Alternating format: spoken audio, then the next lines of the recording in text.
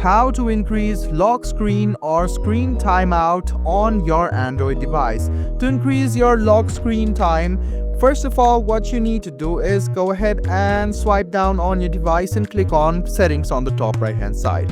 Then scroll a bit down and find display. Go ahead and tap on display and scroll all the way down until you find the option of screen timeout. Go ahead and tap on screen timeout. As you can see that this is the screen timeout settings. If you enable or if you change this is the certain time of a minute or seconds. The screen will still be on even if you don't use any apps or even if you don't use your phone.